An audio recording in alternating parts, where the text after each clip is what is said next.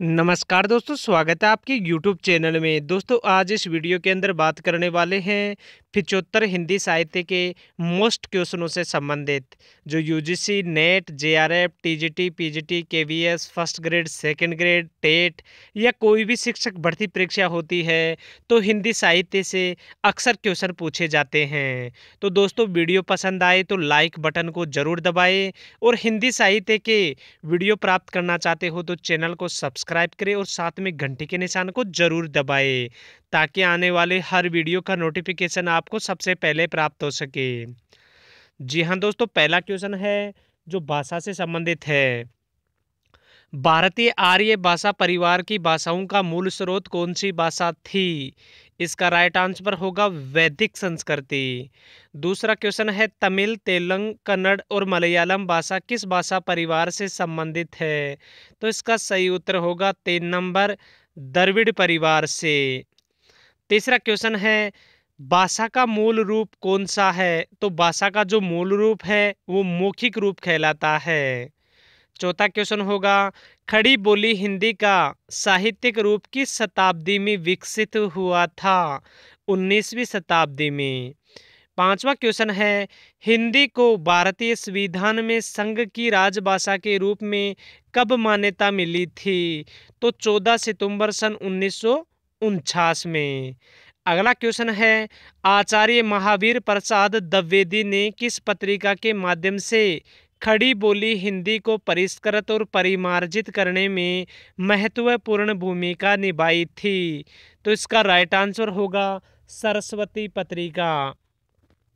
इसके बाद में नेक्स्ट क्वेश्चन है उत्तर भारत की खड़ी बोली हिंदी दक्षिण में किस रूप में विकसित हुई थी? तो इसका राइट आंसर है दक्खनी हिंदी। अगला क्वेश्चन है मध्यकाल में राजकाज की भाषा के रूप में किस भाषा को मान्यता मिली हुई थी?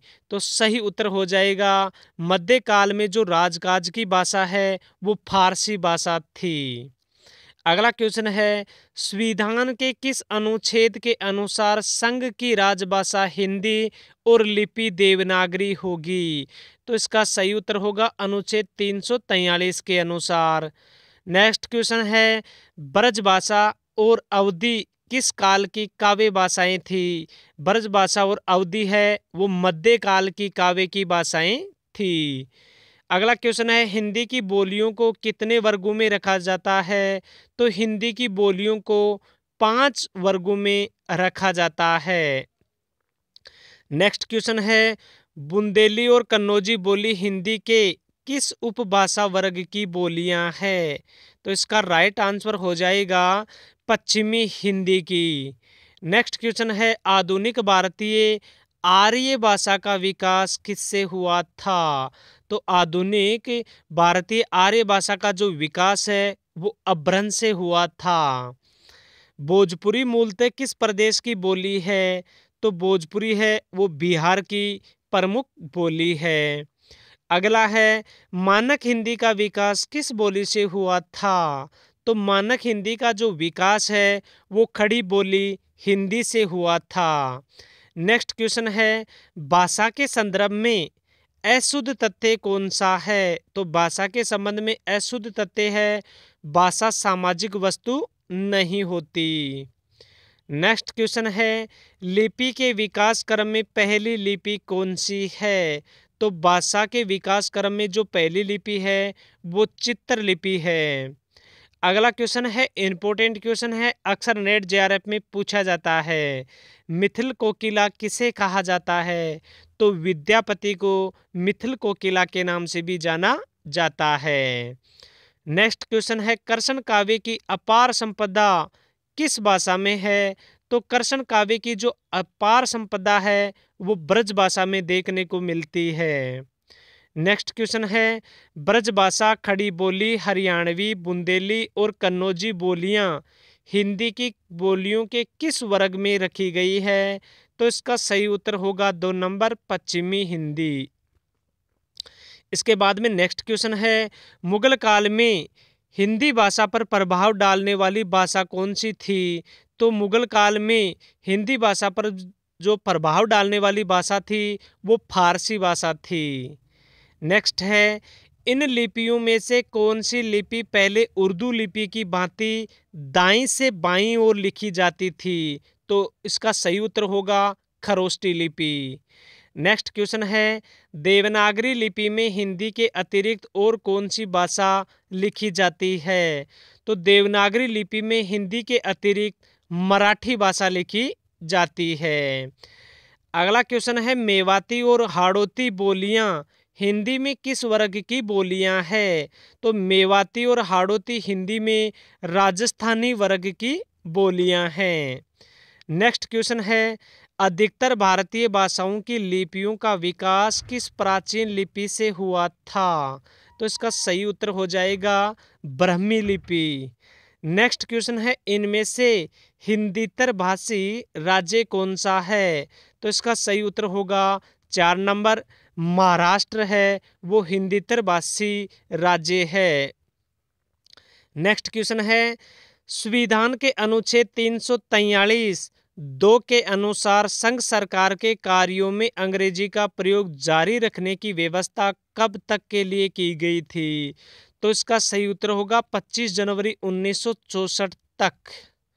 नेक्स्ट क्वेश्चन है, हिंदी में किस भाषा के अर्थ में पहले साधु भाषा, फिर टकसाली भाषा तथा परिनिष्ठित भाषा का प्रयोग होता था?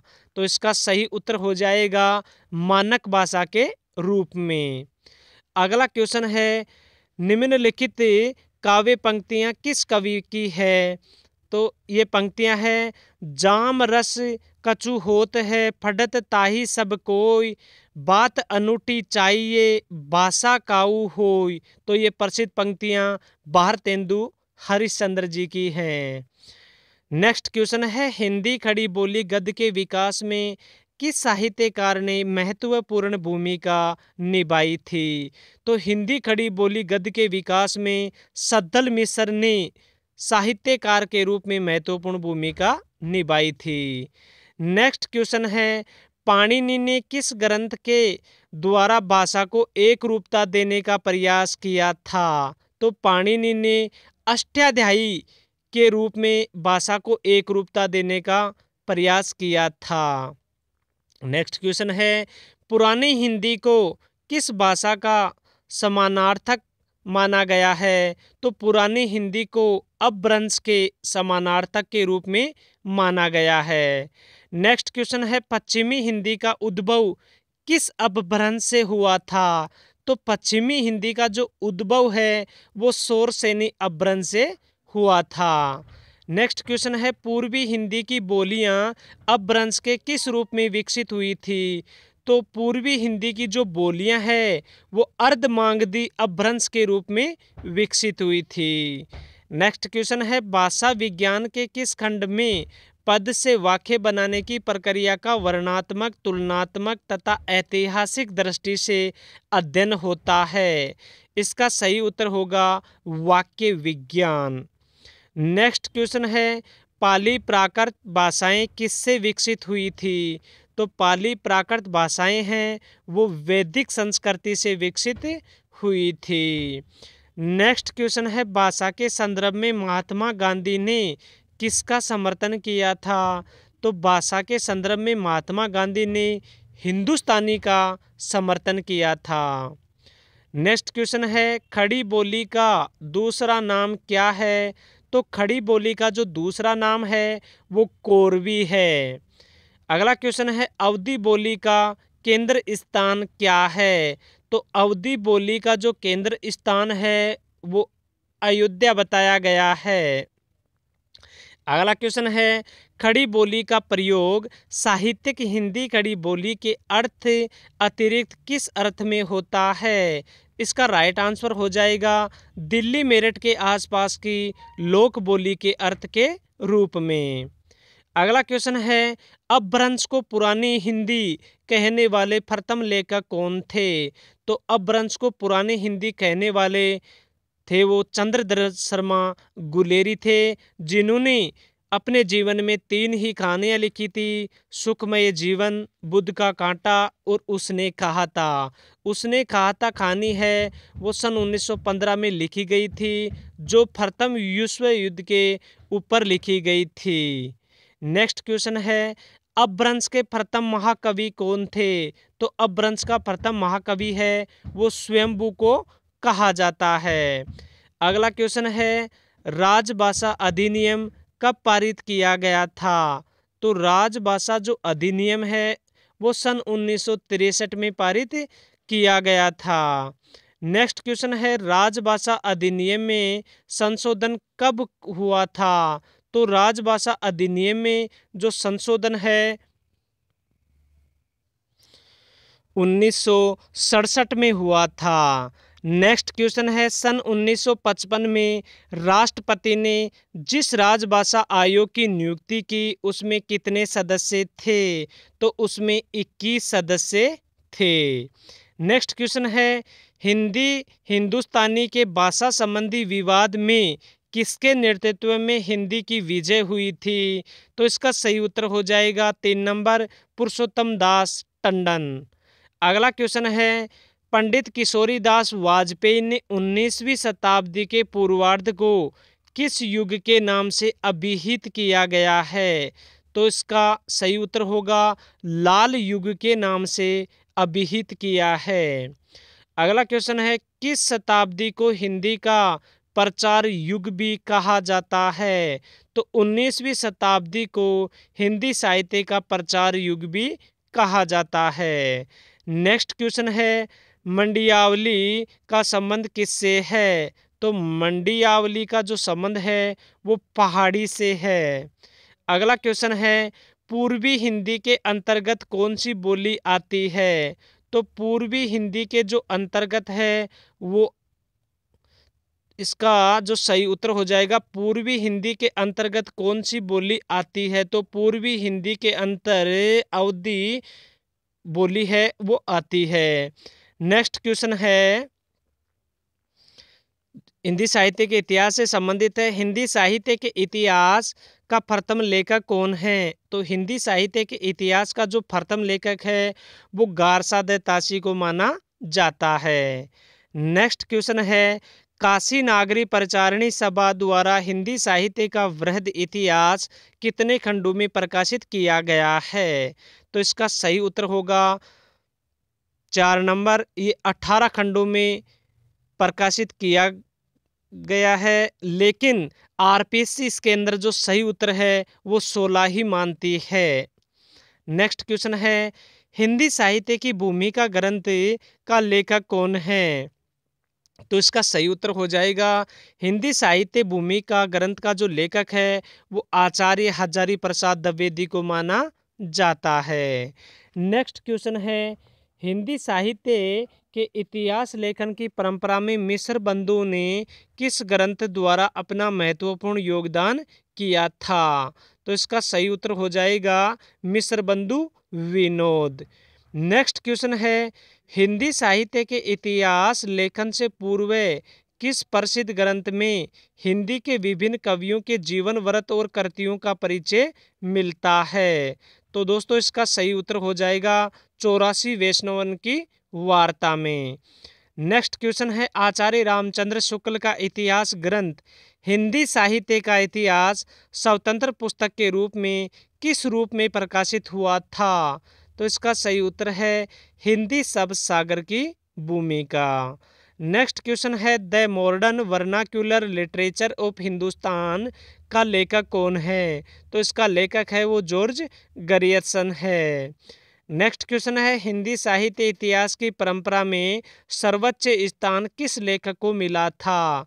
तो हिंदी साहित्य की परंपरा में जो सर्वोच्च स्थान है वो आचार्य रामचंद्र शुक्ल को मिला था। नेक्स्ट क्वेश्चन है, गारसादा ताशी ने इस्तवार द लिटरेचर एंदोई हिंदुस्तान ग्रंथ की रचना किस भाषा में की थी? तो इसका राइट आंसर हो जाएगा फ्रेंच भाषा में। नेक्स्ट क्वेश्चन है, हिंदी साहित्य नामक इतिहास ग्रंथ का संपादन किसने किया था? तो डॉक्टर धीरेन्द्र वर्मा ने हिंदी साहित्य नामक ग्रंथ का संपादन किया था। अगला क्वेश्चन है, किस आलोचक ने आदिकाल को बीज वपन काल के नाम से अभिहित किया था? तो महावीर प्रसाद द्विवेदी को आदिकाल को बीज वपन काल के नाम से संज्ञायित किया था। नेक्स्ट क्वेश्चन है, सरहपाद को हिंदी का प्रथम कवि किसने माना था?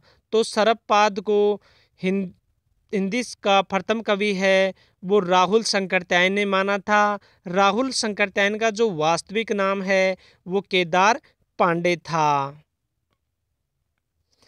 इसके बाद में नेक्स्ट क्वेश्चन है, आचार्य रामचंद्र शुक्ल ने हिंदी साहित्य के प्रारंभिक काल को किस नाम से अभिहित किया है? तो आचार्य रामचंद्र शुक्ल ने हिंदी साहित्य के प्रारंभिक काल को वीर गाथा काल के नाम से अभिहित किया है। नेक्स्ट क्वेश्चन है, हिंदी साहित्य के अंतर्गत किस काल को हिंदी साहित्य का स्वर्ण युग कहा जाता है? तो हिंदी साहित्य का जो स्वर्ण युग है वो भक्ति काल को कहा जाता है। अगला क्वेश्चन है, आदिकालीन कृति डोला मारूरा दूहा की गणना किस साहित्य के अंतर्गत की जाती है? तो इसका सही उत्तर हो जाएगा लौकिक साहित्य के अंतर्गत। नेक्स्ट क्वेश्चन है, आदिकाल के अंतर्गत सरहप्पा, लुइपा, सबरपा आदि कवि किस साहित्य से संबंध है? तो इसका सही उत्तर हो जाएगा सिद्ध साहित्य। नेक्स्ट क्वेश्चन है, आचार्य रामचंद्र शुक्ल के अनुसार हिंदी का प्रथम महाकाव्य कौन सा है? तो बीसल देव रासो को हिंदी का प्रथम महाकाव्य माना जाता है। नेक्स्ट क्वेश्चन है, आदिकाल की रूढ़ियों, परंपराओं और प्रवृत्तियों को समझाने में किस पुस्तक से सहायता मिलती है? तो प्राकृत पेंगलम से। नेक्स्ट क्वेश्चन है, पृथ्वीराज रासो का रचयिता किसे माना जाता है? तो पृथ्वीराज रासो का जो रचयिता है वो चंद्रवरदाई है। अगला क्वेश्चन है, रासो काव्य परंपरा में गेय काव्य कौन सा है? तो रासो परंपरा में जो गेय काव्य है वो बीसल देव रासो को माना जाता है। अगला क्वेश्चन है, दामोदर शर्मा द्वारा लिखित उक्ति विक्ति प्रकरण किस प्रकार का ग्रंथ है? तो दोस्तों इसका जो राइट आंसर है वो है व्याकरण ग्रंथ। अगला क्वेश्चन है, आदिकाल में खड़ी बोली को काव्य की भाषा बनाने वाला पहला कवि कौन था? तो इसका सही उत्तर होगा अमीर खुसरो। नेक्स्ट क्वेश्चन है, आदिकालीन शिलांकित कृति का नाम क्या है जिसे गद्य पद मिश्रित चंपू काव्य की प्राचीनतम हिंदी कृति माना गया था? राहुल वेल को। अगला क्वेश्चन है, अमीर खुसरो किस तरह की रचनाओं के लिए प्रसिद्ध रहे हैं? तो अमीर खुसरो पहेलियां और मुकरियों के लिए प्रसिद्ध रहे हैं। और लास्ट 75 नंबर का क्वेश्चन है, आदिकालीन साहित्य में वीर रस की रचनाओं में किस शैली का प्रयोग किया गया था? तो इसका सही उत्तर हो जाएगा डिंगल शैली का प्रयोग किया गया था। तो दोस्तों हमने इस वीडियो के अंदर 75 इम्पोर्टेंट हिंदी साहित्य के क्वेश्चनों से संबंधित बात की है। आपको ये वीडियो अच्छा लगा हो तो इसे लाइक करें, शेयर करें और इसी तरह के हिंदी साहित्य के क्वेश्चन प्राप्त करना चाहते हो तो चैनल को सब्सक्राइब जरूर करें। जय हिंद, जय भारत।